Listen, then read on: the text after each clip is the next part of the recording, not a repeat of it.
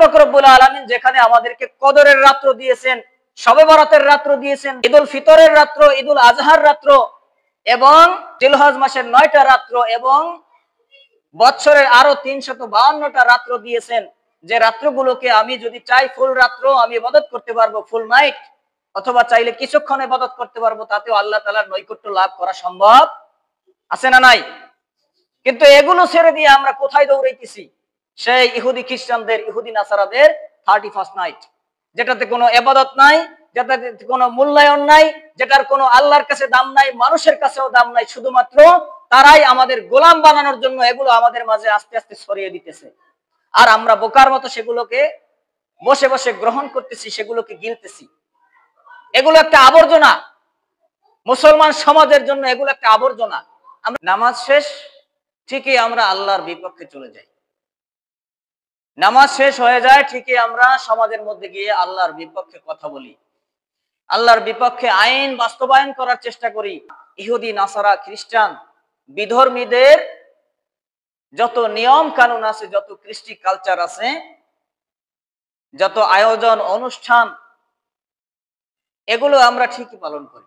ইহুদি নাসারা তোমাদের কখনোই বন্ধু হতে পারে না। তাদের কৃষ্টি কালচার তারাই গ্রহণ করতে পারে যাদের ইমানের ঘাটতি আছে।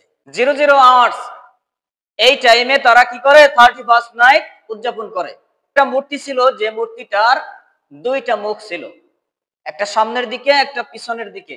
গুগলে সার্চ করলে আপনারা পেয়ে যাবেন যে জানুস দেবতা, জানুস লিখলেই জানুস দেবতার মূর্তি সহ ডিটেইলস সব চলে আসবে, আপনারা পেয়ে যাবেন। তাহলে মূর্তি কি মানুষকে সাহায্য করতে পারে? মূর্তি তো নিজেই নিজের কিছু করতে পারে না। এমনকি বিশ্বনবী সাল্লাল্লাহু আলাইহি ওয়াসাল্লাম তিনিও মানুষকে কিছু দিতে পারবেন না। নির্বাচন যখন আসে তখন অনেক নেতারা পাঞ্জাবি টুপি পাগড়ি পরে একেবারে হাসান বসরি সেজে যায়, বাবার দরবারে গিয়ে সেজদা দেয়, বাবা আমাকে ক্ষমতা দিয়ে দেন। আর যদি নেত্রী হয় তাহলে তো হিজাব একেবারে পরে, বোরকা পরে, এত সুন্দর সাজে, মনে হয় যেন রাবিয়া বসরি। ইহুদি নাসারা তাদের কালচার আমাদের মধ্যে কেন থাকবে? আমরা তো মুসলমানের সন্তান। ইসলাম হলো কমপ্লিট কোড অফ লাইফ। আপনার জীবন ব্যবস্থার জন্য ইসলামটাই যথেষ্ট। আপনার জীবনের কি দরকার? আনন্দ, উল্লাস, উদযাপন, অনুষ্ঠান, সব কিছু ইসলামের মধ্যে আছে। এরপরেও আমরা যদি চাই যে অনুসরণ করব, তাহলে আমাদের কয়টা ক্ষতি হবে? 5টা ক্ষতি হবে। কয়টা ক্ষতি? 5টা ক্ষতি হবে। কি কি শুনে রাখেন। ভুগতেছে অনেক মানুষ, মুমূর্ষু অবস্থায় কাতরাচ্ছে, মৃত্যুর সঙ্গে পাঞ্জা লড়তেছে, তাদের কত কষ্ট হচ্ছে। তাদেরকে কষ্ট দিয়ে আপনি গান বাদ্য বাজাইতেছেন। আপনি নতুন বছর শুরু করতেছেন কি দিয়া? ডিজে পার্টি দিয়া। তাহলে এটা কি আপনার বিসমিল্লাহ দিয়ে শুরু হইলো নাকি ডিজের মাধ্যমে?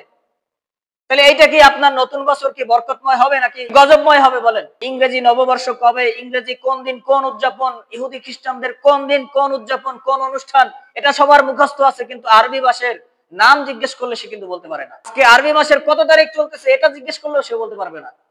কতটা কপাল ভরা জাতি মুসলমান। এই 31st নাইট নিয়ে কত উদযাপন, কত ইচ্ছা আকাঙ্ক্ষা আমরা পোষণ করে রেখেছি, কত ইচ্ছা করে রাখছি যে এটা করব সেটা করব, কিন্তু আমরা যদি মারা যাই তাহলে আমাদের কবরের প্রথম রাতটা কেমন হবে? এটা তো আমরা একবারও চিন্তা করিনি। এটা তো আমাদের চিন্তা করার দরকার, কি বলেন? নাকি আমরা কবরে যাব না? তারা 1000 মাস ইবাদত করার চাইতেও বেশি সওয়াব পাবে, আর আপনি সারা বছর অপেক্ষা করে 31st নাইট উদযাপন করতেছেন, বরঞ্চ তাতে আরো ক্ষতি হচ্ছে। আপনার কোনো ফায়দা হচ্ছে না আখিরাতে। আমরা এত ফজিলত থেকে দূরে সরে গিয়ে আমরা কোথায় যাচ্ছি একটু হিসাব করতে পারি না আমরা? একটা উদাহরণ দিলে আপনারা বুঝবেন। একজন ব্যক্তির একটা সন্তান, তার আর কোনো সন্তান নাই। ব্যক্তির 100 তলা বিল্ডিং আছে। কয় তলা? 100 তলা একটা বাড়ি আছে। এখন ওই বাড়িটা এত সুন্দর করে সাজিয়েছে যে বর্তমান সময়ের আধুনিক লেটেস্ট যত সিস্টেম আছে সব সিস্টেম গুলো ওই বাড়ির মধ্যে দিয়ে সুন্দর করে সাজিয়েছেন। আসসালামু আলাইকুম ওয়া রাহমাতুল্লাহি ওয়া বারাকাতুহু। আজকে আলোচনার বিষয় হচ্ছে আমরা যে একটা অনুষ্ঠান করি, আয়োজন করি, অর্থাৎ ইংরেজি বৎসরের শেষ দিকে, যেটাকে বলে 31st নাইট। তো এই উৎসবটার বিষয়ে একটু আলোচনা করা দরকার, যেহেতু বর্তমান সময়ে বর্তমান প্রেক্ষাপট সর্বদিক থেকেই আধুনিক হয়ে গেছে। তো বয়ানের মধ্যেও এই বিষয়টা উল্লেখ করা দরকার যে এটা আমাদের কতটুকু প্রয়োজন, কতটুকু অপ্রয়োজন, এটা দরকার কি দরকার নয়, এটাও আমাদের জানা দরকার।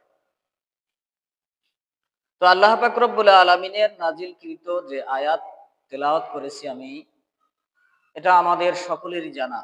সূরাতুল ফাতিহা থেকে শেষের দুইটা আয়াত তেলাওয়াত করেছি। ইহদিনাস সিরাতাল মুস্তাকিম সিরাতাল লাযীনা আন'আমতা আলাইহিম গায়রিল মাগদুবি আলাইহিম ওয়ালাদ-দাল্লিন।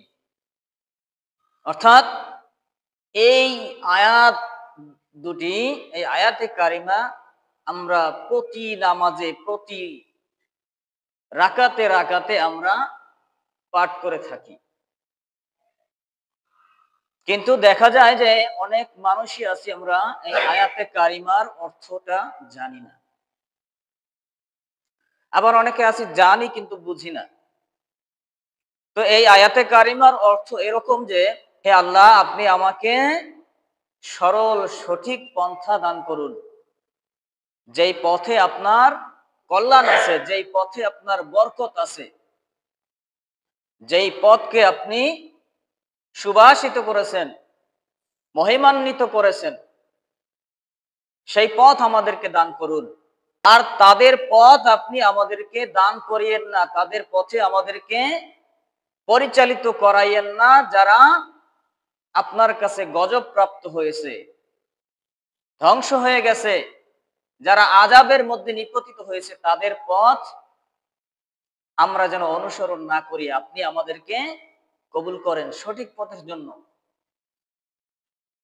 তো আমরা নামাজের মধ্যে আল্লাহর কাছে বলি যে, হে আল্লাহ, আমরা সঠিক পথে চলতে চাই, আমরা ভুল পথে যেতে চাই না, আপনার দেখানো পথ ছাড়া অন্য পথে আমরা চলতে চাই না। কিন্তু নামাজ শেষ ঠিকই আমরা আল্লাহর বিপক্ষে চলে যাই।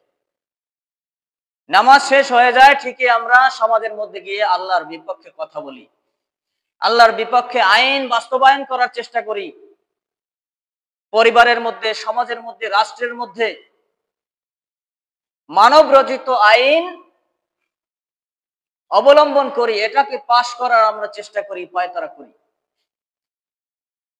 তাহলে আল্লাহ তাআলার সাথে কি এটা কি বেঈমানি হয়ে গেল না? আল্লাহ তাআলাকে বললাম একটা আর করলাম আরেকটা, এটা কি মুমিনের লক্ষণ নাকি মুনাফিকের লক্ষণ? এজন্য কি বলি এটাকে বুঝতে হবে। আমরা কি পড়তেছি নামাজের মধ্যে, আল্লাহ তাআলার কাছে কি স্বীকারোক্তি করতেছি, এটা আমাদের বুঝতে হবে এবং বুঝে অনুরূপ ভাবে আমাদের জীবনকে পরিচালনা করতে হবে। তাহলে আমরা নামাজের মধ্যে বলি, আল্লাহ, আপনার সঠিক পথে চলতে চাই, বিপক্ষে চলতে চাই না, আপনার গজব প্রাপ্ত পথে আমরা চলতে চাই না। অথচ ঠিকই আমরা ইহুদি, নাসারা, খ্রিস্টান, বিধর্মীদের যত নিয়ম কানুন আছে, যত কৃষ্টি কালচার আছে, যত আয়োজন অনুষ্ঠান, এগুলো আমরা ঠিকই পালন করি। তাহলে কি আল্লাহ তাআলার সাথে দ্বিমুখী কথা হয়ে গেল না? এজন্য আল্লাহ পাক রব্বুল আলামিন সূরাতুল মাইদার মধ্যে 51 এবং 52 নম্বর আয়াতের মধ্যে এখানে আল্লাহ তাআলা বলেছেন যে, ইহুদি নাসারা তোমাদের কখনোই বন্ধু হতে পারে না। ইহুদি নাসারারা কখনোই মুসলমানদের বন্ধু নয়। আমরা যতই উপর থেকে দেখি না কেন, তারা আমাদেরকে ভালোবাসে, তারা আমাদেরকে ত্রাণ দেয়, তারা আমাদেরকে অনুদান দেয়, তারা আমাদেরকে সাহায্য করে, তারা আমাদের রাষ্ট্রকে সাহায্য করতেছে বিভিন্ন ভাবে। কিন্তু এর পিছনেও তাদের একটা কৌশল আছে, তাদের স্বার্থ আছে। তাদের নিজেদের স্বার্থ ছাড়া আপনাকে কখনোই সাহায্য করবে না। তাহলে এই জন্য আল্লাহ পাক রব্বুল আলামিন কোরআনে কারিমের মধ্যে যেখানে বলতেছেন যে ইহুদি নাসারা তারা হলো তোমাদের শত্রু, মুমিনদের শত্রু, তোমরা তাদের পথকে অনুসরণ করিও না, তাদের কোন কৃষ্টি কালচার, আচার আচরণ, তাদের কোন দিবস, তাদের কোন ব্যক্তিগত কোন পার্সোনালিটি তোমাদের মধ্যে যেন না আসে। আর তাদের কৃষ্টি কালচার তারাই গ্রহণ করতে পারে যাদের ইমানের ঘাটতি আছে। নাউজুবিল্লাহ। তাহলে এই যে দেখেন, যারা 31st নাইট, ডিসেম্বরের শেষে, জানুয়ারির শুরুর প্রথম রাত 000000 আওয়ার্স, এই টাইমে তারা কি করে 31st নাইট উদযাপন করে। এইটাকে তারা আনন্দ উল্লাসে কাটিয়ে দেয় এই সময়টাতে। তো এটা কোত্থেকে আসলো? এর ইতিহাসটা কি দেখেন, যে প্রাচীন রোম সাম্রাজ্য যারা ছিল তারা বিভিন্ন মূর্তির পূজা করত। এমন কোন জিনিস বাকি ছিল না যেটার পূজা তারা করে নাই। তাহলে তারা সবকিছুরই পূজা করত। তার মধ্যে একটা মূর্তি ছিল যে মূর্তিটার দুইটা মুখ ছিল, একটা সামনের দিকে একটা পিছনের দিকে। যে মূর্তিটার নাম ছিল জানুস, জানুস দেবতা। তো এটা আপনারা যদি গুগলে সার্চ করেন, গুগলে সার্চ করলেও আপনারা পেয়ে যাবেন যে জানুস দেবতা। জানুস লিখলেই জানুস দেবতার মূর্তি সহ ডিটেলস সব চলে আসবে, আপনারা পেয়ে যাবেন। এই জানুস দেবতা, তাকে তারা উপাসনা করত, তার ইবাদত করত, তার পূজা করত। যখন ডিসেম্বরের শেষ রাত চলে আসতো, যখন 12টা বেজে যেত, তখন ঘড়ির কাঁটায় 00 আওয়ার্স, একেবারে 000000, 6টা শূন্য, এই টাইমে তারা কি করত, যে ওই দেবতার পিছনের মুখের কাছে গিয়ে বলতো যে বিগত বছরের আমরা যদি কোনো ভুল করে থাকি আমাদেরকে কি করেন, ক্ষমা করে দেন। এরপরে যখন নতুন টাইম শুরু হতো, 12টা 1 মিনিট বাজতো, তখন নতুন দিনের ইংরেজি সিস্টেমটা কিন্তু রাত্র 12টা 1 মিনিট যখন বাজে তখন পরের দিন শুরু হয়, নতুন একটা দিন শুরু হয়। তো 12টা 1 মিনিটের সময় তারা সামনের মুখের কাছে গিয়ে বলতো যে আমাদের এই যে নতুন বছরটা আসছে, এই নতুন বছরটা যেন আমরা ভালোভাবে কাটাইতে পারি, ওই দেবতার কাছ থেকে সাহায্য চাইতো। ওই মূর্তির কাছে গিয়ে তারা বলতো এটা। তাহলে মূর্তি কি মানুষকে সাহায্য করতে পারে?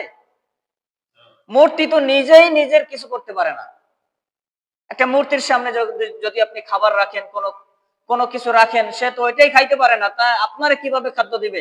আপনাকে কিভাবে শক্তি দেবে? আপনাকে কিভাবে সাহায্য করবে? তাহলে অনেক মানুষ ভ্রান্তির মধ্যে আছে, যারা মনে করে যে এই মূর্তি আমাদেরকে অনেক কিছু করতে পারে। তো এরকম মুসলমানদের মধ্যেও মূর্তি পূজা না করলেও তারা অনেক ভাবে এরকম পূজা করে, শিরকি করে। যেমন দেখা যায় যে অনেক মানুষ আছে যে অনেক বাবার দরবারে, অনেক খাজা বাবার দরবারে যায়, গিয়ে তাদের কাছে অনেক কিছু চায়, কিন্তু সে কি দেওয়ার মালিক? সে কি দিতে পারবে? এটা সক্ষম? তার কোনো শক্তি নাই। এমনকি বিশ্বনবী সাল্লাল্লাহু আলাইহি ওয়াসাল্লাম তিনিও মানুষকে কিছু দিতে পারবেন না। স্বয়ং আল্লাহ পাক রব্বুল আলামিন সর্বশক্তির মালিক, সর্বশক্তিমান, তিনি একমাত্র দেওয়ার মালিক।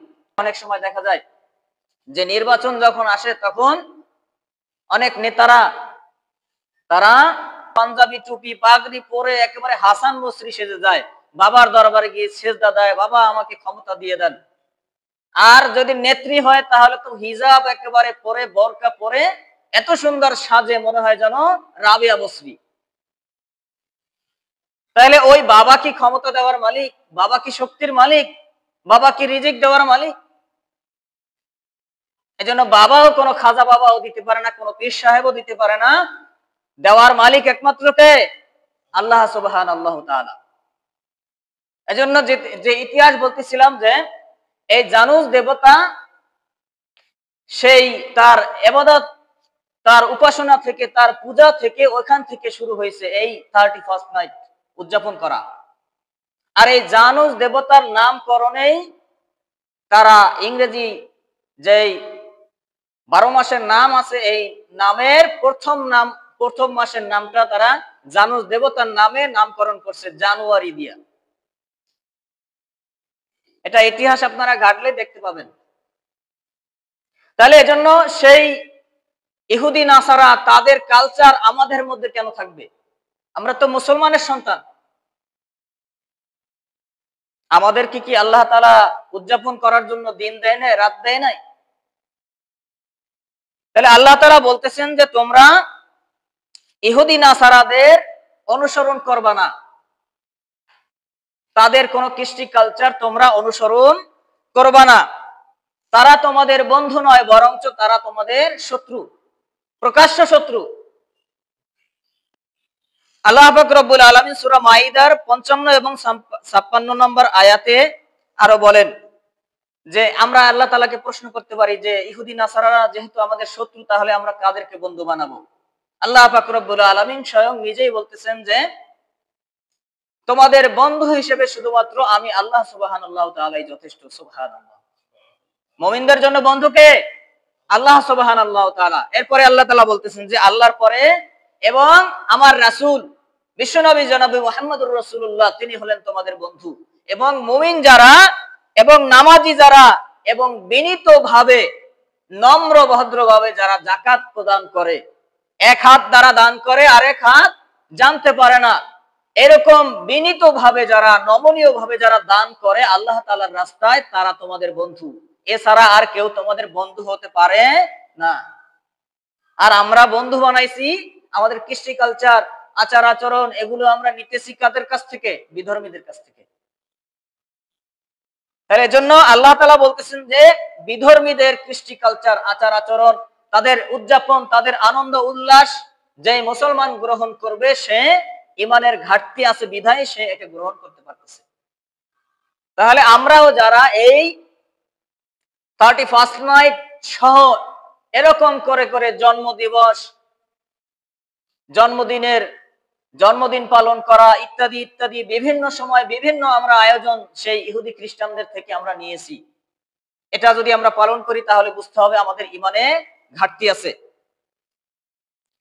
আল্লাহ পাক রব্বুল আলামিন সূরা আলে ইমরানের মধ্যে আরেকটা জায়গায় তিনি বলেছেন 19 নম্বর আয়াতের মধ্যে যে হে মুমিনগণ, তোমরা তাদেরকে বন্ধুরূপে গ্রহণ করো না, ইহুদি নাসারাদেরকে। কারণ তোমাদেরকে যেরকম করে কোরআনুল কারীম দেওয়া হয়েছে, কিতাব দেওয়া হয়েছে, তাদেরকেও এরকম করে তাদের কাছে কিতাব পাঠানো হয়েছিল। তারা এটাকে তুচ্ছ তাচ্ছিল্য করেছে, তারা এটাকে অবহেলা করেছে, তারা এটা তামাশা, খেল তামাশা রূপে তারা গ্রহণ করেছে। তারা এটা সঠিকভাবে গ্রহণ করে নাই, তারা এটাকে অবহেলা করছে, অবজ্ঞা করছে। নাউজুবিল্লাহ। তো তারা তোমাদের বন্ধু হতে পারে না। আল্লাহ পাক রব্বুল আলামিন সূরা আল ইমরানের 85 নম্বর আয়াতে বলেন যে আমার কাছে শুধুমাত্র একমাত্র মনোনীত ধর্ম, একমাত্র মনোনীত পথ হলো ইসলাম। কি? ইসলাম। ইসলামের মধ্যে যেটা আছে এটা আপনি গ্রহণ করতে পারবেন, এর বাহিরে আপনি কিছু গ্রহণ করার কোনো সুযোগ নাই। ইসলাম হলো কমপ্লিট কোড অফ লাইফ। আপনার জীবন ব্যবস্থার জন্য ইসলামটাই যথেষ্ট। আপনার জীবনের কি দরকার? আনন্দ, উল্লাস, উদযাপন, অনুষ্ঠান, সব কিছু ইসলামের মধ্যে আছে। সাংস্কৃতিক বলেন, যে কোনো ক্ষেত্র, প্রত্যেকটা বিষয়, এমন কোনো বিষয় নাই যে কোরআন এবং হাদিসের মধ্যে বাদ পড়ছে, এমন কোনো বিষয় নাই। তো আল্লাহ পাক রব্বুল আলামিন এই কোরআন এবং হাদিসের মধ্যে আমাদেরকে সবকিছুই দিয়ে দিচ্ছেন। তো এটা যদি আমরা ফলো করতে পারি তাহলে আমাদের জীবন সাফল্য হবে। আর যদি এটা ছাড়া আমরা ইহুদি খ্রিস্টানদের এর পরেও আমরা যদি চাই যে অনুসরণ করব, তাহলে আমাদের কয়টা ক্ষতি হবে? 5টা ক্ষতি হবে। কয়টা ক্ষতি? 5টা ক্ষতি হবে। কি কি শুনে রাখেন।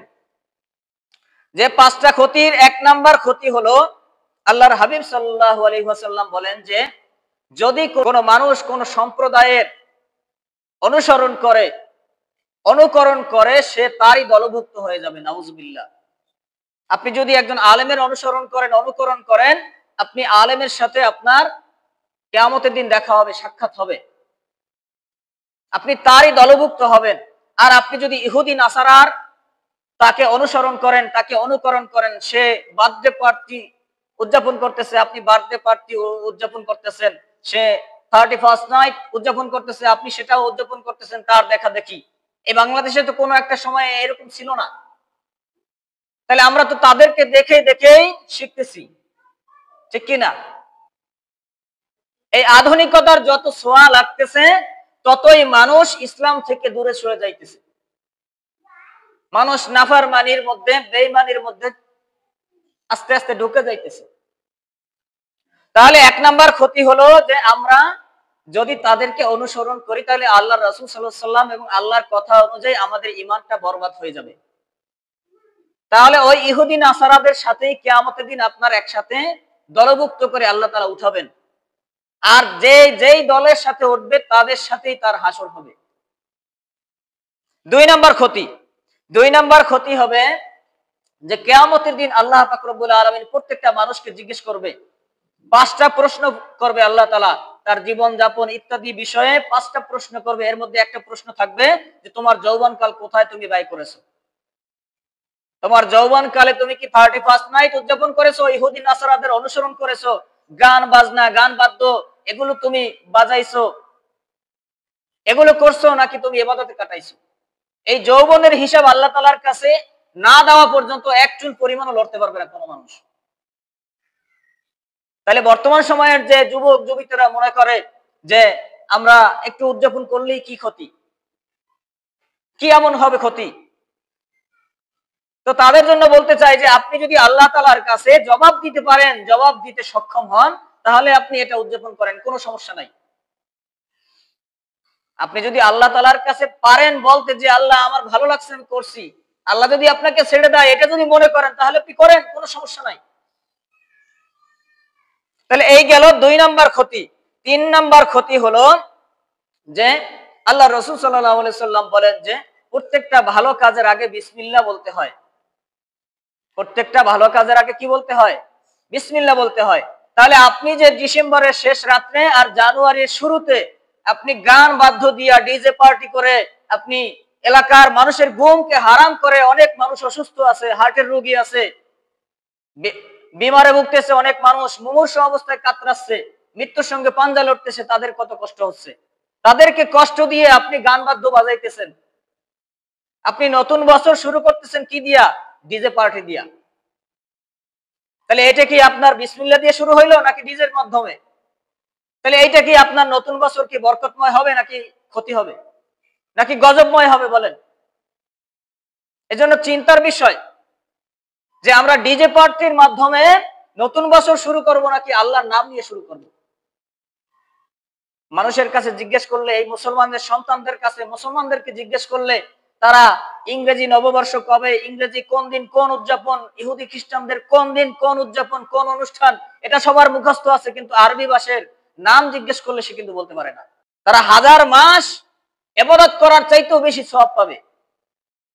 আর আপনি সারা বছর অপেক্ষা করে 31st নাইট উদযাপন করতেছেন, বরঞ্চ তাতে আরো ক্ষতি হচ্ছে। আপনার কোনো ফায়দা হচ্ছে না, আখিরাতে দুনিয়ারও কোনো ফায়দা হচ্ছে না।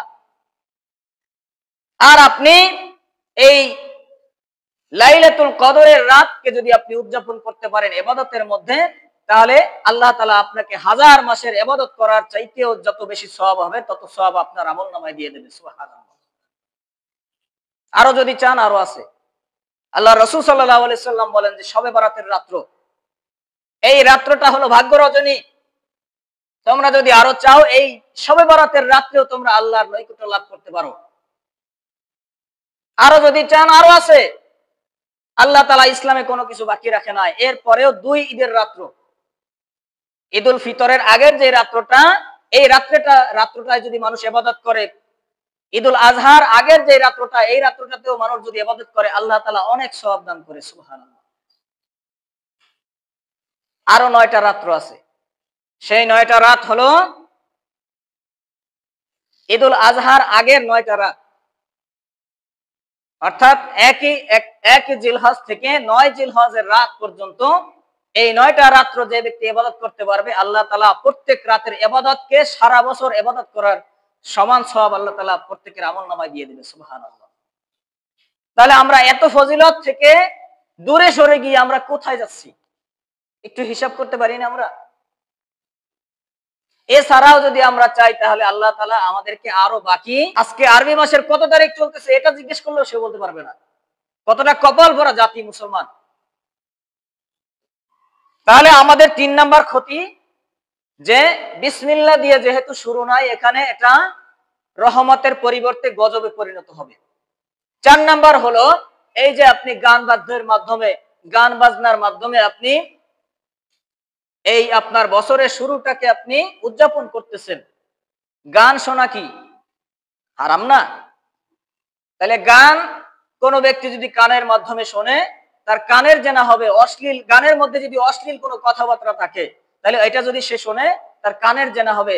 চোখ দিয়ে যদি সে খারাপ ভিডিও দেখে, খারাপ গান দেখে, তাহলে তার চোখের জেনা হবে। তার হাত দিয়ে যদি ওইটা চালায়, হাত দিয়ে যদি ওইটার ব্যবস্থা করে, তার হাতের গুনাহ হবে। পাও দিয়ে যদি সেখানে সে হেঁটে যায়, পায়ের গুনাহ হবে, পায়ের জেনা হবে। তাহলে 4 নাম্বার হলো আপনি জেনার গুনাহ অর্জন করতেছেন, আর এই জেনার গুনাহ খুবই মারাত্মক। 5 নাম্বার ক্ষতি হলো যে অনেক মানুষ এই ডিজে পার্টি করে, গান বাদ্য ইত্যাদি, এবং অনেক ফানুস উঠায়। এগুলোর মাধ্যমে দেখবেন যে গ্রাম অঞ্চলে এটা খুবই কম থাকে, শহর অঞ্চলে এটা বেশি। তো এগুলো অনেক সময় এই ফানুস করতে যায় না, পটকা ফুটায়, বোমাবাজি করে, বিভিন্ন ধরনের খেলনা আছে। তো এগুলো করতে যাই অনেক মানুষের ঘরে আগুন লেগে যায়, অনেক মানুষের গুদামের, তার বাজারের যত দ্রব্য আছে, ব্যবসায়িক মানুষের তার বাজার যেগুলো আছে সবগুলো পুরো ছাই হয়ে যায়। কয়েক বছর আগের একটা ঘটনা যে একটা বাচ্চা এরকম এই ফানুসের কারণে এমন ভাবে এটা আওয়াজ হয়েছে যে একটা বাচ্চা ভয় পেয়ে অসুস্থ হয়ে গেছে, হাসপাতালে নিতে নিতে সে মারা গেছে। তাহলে আপনি একটা অসুস্থ ব্যক্তির ক্ষতি করতেছেন, বাচ্চাদের ক্ষতি করতেছেন, যারা মুমূর্ষ অবস্থায় আছে তাদের ক্ষতি করতেছেন। তাহলে মানুষের ক্ষতি করে আপনি আপনার বছরের শুরুটা আপনি শুরু করতেছেন, এটা কিভাবে আপনি চিন্তা করেন যে এটা কল্যাণময় হবে? এটা তো গজবে পরিণত হবে।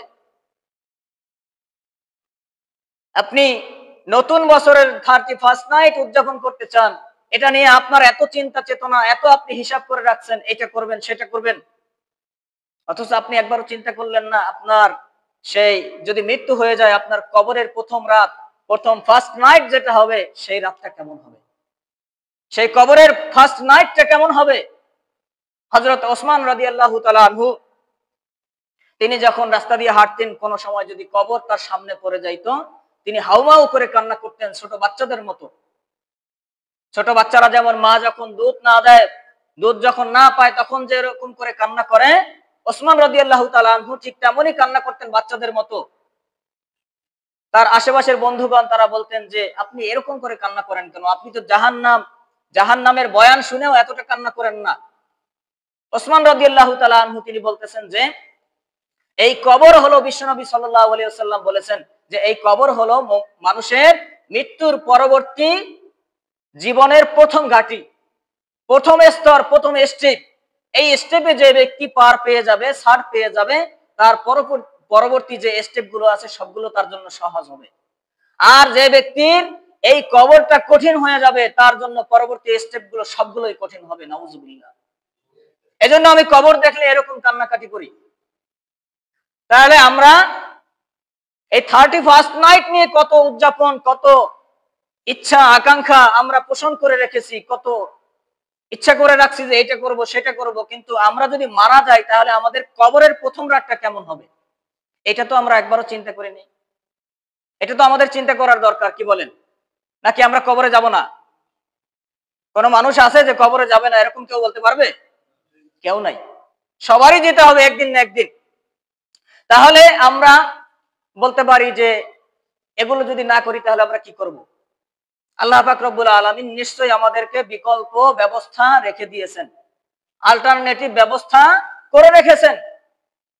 আল্লাহ পাক রব্বুল আলামিন এর পরিবর্তে আমাদের জন্য কি রেখেছেন দেখেন। যে আল্লাহ তাআলা আমাদের জন্য 365টা রাতের ব্যবস্থা করে রেখেছেন। সুবহানাল্লাহ। আমরা চাইলে এই 365টা রাতে, বছরে কয় দিন? 365 দিন। এই 365 দিনে 365 রাত আপনি ইবাদত করতে পারবেন, আল্লাহর সান্নিধ্য লাভ করতে পারবেন। আর ইহুদি খ্রিস্টানদের যদি আপনি অনুসরণ করেন তাহলে আপনি আপনার পুরো একটি বছর অপেক্ষা করতে হবে। এরপরে আপনি যদি ভাগ্যে থাকে, হায়াতে থাকে, তাহলে আপনি ওই একটি রাত আপনি পাবেন, আর নয়তো পাবেন না। অথচ আমাদের প্রত্যেকটা রাত্র আল্লাহ তাআলার কাছে আমরা আমাদের কি যোগাযোগের ব্যবস্থা আছে না নাই? আমরা চাইলেই রাত কেন, যে কোনো সময় আমরা আল্লাহর কাছে হাত তুলে আল্লাহ তাআলার কাছে সরাসরি কথা বলতে পারি। আমরা যখন কোরআন তেলাওয়াত করি তখন আল্লাহর সাথে কথা বলা হয়। এর চাইতেও যদি আপনি স্পেশাল দিন চান, আরো আছে। সেটা কি? লাইলাতুল কদর। আল্লাহ পাক রব্বুল আলামিন পবিত্র কোরআনের মধ্যে একটা সূরা নাজিল করে দিয়েছেন, ইন্না আনজালনাহু ফি লাইলাতিল কদর। এই সূরাটার মধ্য দিয়ে এই লাইলাতুল কদর স্পেশাল একটা রাত্র, এই রাত্রটাকে আল্লাহ তাআলা প্যাকেট করে দিয়েছেন। সুবহানাল্লাহ। যে এই রাত্রে যারা ইবাদত করবে, এই রাত্রটাকে যারা উদযাপন করবে ইবাদত বندگی দিয়া, জিকির আজকার, কোরআন তেলাওয়াত, নামাজ, ভালো ভালো কাজের মাধ্যমে এই রাত্রটাকে যারা উদযাপন করবে, 352টা রাত্র আল্লাহ তাআলা আমাদের জন্য রিজার্ভ করে রেখেছেন। যে এই রাত্র তুমি যদি চাও ফুল রাত্র ইবাদত করতে পারবা, আর যদি চাও কিছু সময় ইবাদত করতে পারবা, তাতেও আমি তোমার ডাকে সাড়া দিব। সুবহানাল্লাহ। একটা উদাহরণ দিলে আপনারা বুঝবেন যে কোন একজন ব্যক্তির একটা সন্তান, তার আর কোনো সন্তান নাই। ওই ব্যক্তির 100 তলা বিল্ডিং আছে। কয়তলা? 100 তলা একটা বাড়ি আছে। এখন ওই বাড়িটা এত সুন্দর করে সাজিয়েছে যে বর্তমান সময়ের আধুনিক লেটেস্ট যত সিস্টেম আছে সব সিস্টেম গুলো ওই বাড়ির মধ্যে দিয়ে সুন্দর করে সাজিয়েছেন। এখন ওই ব্যক্তির সন্তান যদি তার 100 তলা বাড়ির মধ্যে তো অনেক রুম আছে না? তাহলে ওই রুম গুলো সুন্দর সুসজ্জিত রুম ছেড়ে দিয়ে সে যদি আপনার বস্তির মধ্যে যে কোনো একটা কুড়ে ঘরের মধ্যে রাত কাটায়, অর্ধেক ভাঙা, রাতের আকাশ দেখা যায়, ওই ঘরের মধ্যে যদি রাত কাটায়, তাকে আমরা কি বলতে পারি বলেন তো? তাকে আপনাদের ভাষায় কি বলবেন? পাগল ছাড়া কেউ কিছু বলবে? যে তার বাবার 100 তলা বিল্ডিং আছে, সে ওই বিল্ডিংটা ছেড়ে দিয়ে সে যদি কুড়ে ঘরে, সে যদি ভাঙা ঘরে রাত কাটায়, তাকে বোকা ছাড়া কেউ বলবে অন্য কিছু? এটা হলো সাবলীল ভাষায়। আর এর থেকে যদি আরেকটু কঠিন করতে চান, তাহলে তাকে বলা যাবে যে সে হয়তো নেশাগ্রস্ত, নয়তো এরকম একটা জাতীয় কিছু। তাহলে এছাড়া আর তাকে ভালো কিছু বলা যায় না। তাহলে আল্লাহ পাক রব্বুল আলামিন যেখানে আমাদেরকে কদরের রাত্র দিয়েছেন, শবে বরাতের রাত্র দিয়েছেন, ঈদুল ফিতরের রাত্র, ঈদুল আজহার রাত্র, এবং জিলহজ মাসের 9টা রাত্র, এবং বছরের আরো 352টা রাত্র দিয়েছেন, যে রাত্রগুলোকে আমি যদি চাই ফুল রাত্র আমি ইবাদত করতে পারবো, ফুল নাইট, অথবা চাইলে কিছুক্ষণ ইবাদত করতে পারবো, তাতেও আল্লাহ তাআলার নৈকট্য লাভ করা সম্ভব আছে না নাই? কিন্তু এগুলো ছেড়ে দিয়ে আমরা কোথায় দৌড়াইতেছি? সেই ইহুদি খ্রিস্টানদের, ইহুদি নাসারাদের 31st নাইট, যেটাতে কোনো ইবাদত নাই, যেটাতে কোনো মূল্যায়ন নাই, যেটার কোনো আল্লাহর কাছে দাম নাই, মানুষের কাছেও দাম নাই। শুধুমাত্র তারাই আমাদের গোলাম বানানোর জন্য এগুলো আমাদের মাঝে আস্তে আস্তে ছড়িয়ে দিতেছে, আর আমরা বোকার মতো সেগুলোকে বসে বসে গ্রহণ করতেছি, সেগুলোকে গিলতেছি। এগুলো একটা আবর্জনা, মুসলমান সমাজের জন্য এগুলো একটা আবর্জনা, আমরা তো বুঝি না। তো যাই হোক, এই জন্য আমাদের কোরআন এবং হাদিসের কাছে ফিরে আসতে হবে।